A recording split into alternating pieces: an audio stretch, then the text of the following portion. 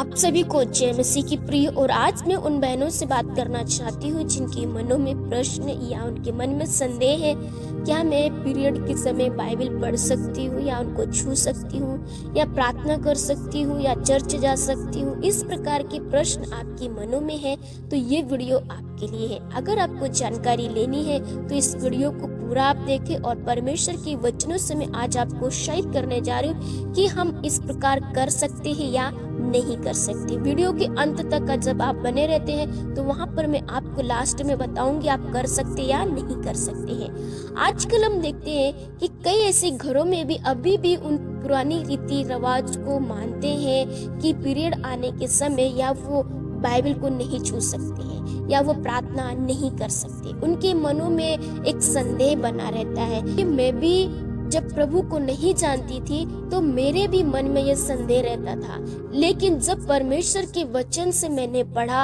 और परमेश्वर ने मेरा मार्गदर्शन किया, मुझे पवित्र आत्मा ने मुझे गाइड किया, बताया कि हमें करना है या नहीं करना है, तो मुझे ये जानकारी मिली। तो वही जानकारी मेरे प्रियो आज मैं आपको देना चाहती हूँ और वही जानकारी प्राप्त करके आप परमेश्वर के वचन को पढ़ सकते या प्रार्थना कर सकते या बाइबल को छू सकते या नहीं छू सकते हैं।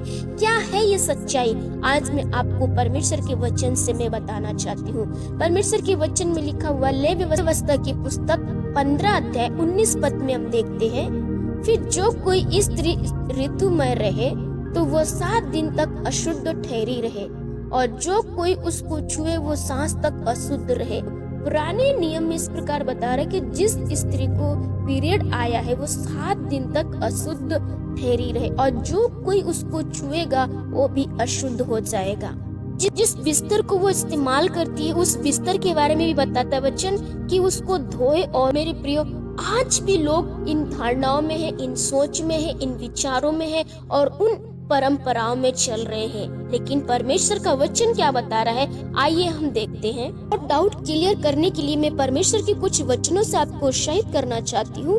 गलातियों 3 अध्याय का 24 से लेके 29 तक यहाँ पर लिखा हुआ है कि हम विश्वास के द्वारा परमेश्वर में हम धर्मी है। वचन बताता है परंतु जब विश्वास आ चुका तो हम अब शिक्षक के अधीन नहीं रहे।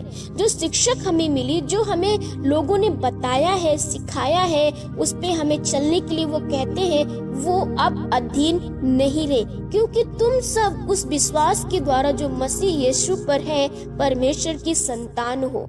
और तुम में से जितनों ने मसीह में बपतिस्मा लिया है उन्होंने मसीह को पहन लिया है। मेरे प्रियो हम सब परमेश्वर को पहन लिए हैं। जब हमारा विश्वास परमेश्वर के ऊपर आता है और हम बपतिस्मा लेते हैं तो परमेश्वर हमें स्वतंत्र कर देते हैं, क्योंकि यूहन्ना 1:12 में लिखा है जितनों ने उसे ग्रहण किया उन्हें संतान होने का अधिकार दिया। हमने परमेश्वर को ग्रहण किया, हम परमेश्वर की संतान बन गए हैं। लेकिन पुराने नियम में एक वचन है ले व्यवस्था 15:29 में लिखा हुआ है, फिर 8वें दिन वो 2 पंडुके या कबूतरी के 2 बच्चे लेकर मिलाप वाले तंबू के द्वार पर याजक के पास जाए। तब याजक एक को पाप बलि और दूसरे को होम बलि के लिए चढ़ाए और याजक उसके लिए उसके मानसिक धर्म की अशुद्धता के कारण यहोवा के सामने प्रायश्चित करे। पुराने नियम में जब स्त्रियां अशुद्ध होती थी तो उनको शुद्ध होने के लिए वो बलि चढ़ाती थी, उनको बलि करना रहता था, कबूतरों की बलि। लेकिन आज हम देखते हैं परमेश्वर के पवित्र वचन में 1 यूहन्ना 1:7 में लिखा हुआ है, पर यदि जैसा वो ज्योति में है वैसे ही हम भी ज्योति में चले तो एक दूसरे से सहभागिता रखते हैं। उसके पुत्र यीशु का लहू हमें सब पापों से शुद्ध कर परमेश्वर ने वो कीमत चुका दी है। परमेश्वर हमारे और आपके लिए बलिदान हो गया। आज हमें कबूतर या किसी की बलि देने की जरूरत नहीं, क्योंकि स्वयं परमेश्वर हमारे लिए बलिदान हो गया है। तो परमेश्वर का वचन बता रहा है कि वो परमेश्वर का जो लहू है वो हमें सारे पापों से शुद्ध करता है। जो हमें मानसिक धर्म आता है, वो हमें जो अशुद्ध अशुद्ध करने वाली जो बातें थी अब वो अशुद्ध नहीं है, बल्कि परमेश्वर के लहू से हम शुद्ध हो गए हैं। मेरे प्रिय, आज भी कई घरों में इस प्रकार की रीति रिवाज को मानते हैं, बना हुआ उनका हाथ का नहीं खाते, पानी नहीं पीते, उनके बिस्तरों को नहीं छूते, उनको नहीं छूते हैं। लेकिन ऐसा कुछ भी बाइबल नहीं बताती, क्योंकि मेरे प्रियो, परमेश्वर ने अपना लहू बहा के हमें शुद्ध कर दिया। तो आज से हमें कोई भी अशुद्ध नहीं कह सकता है, बल्कि ये परमेश्वर की ओर से हमें एक गॉड गिफ्ट है।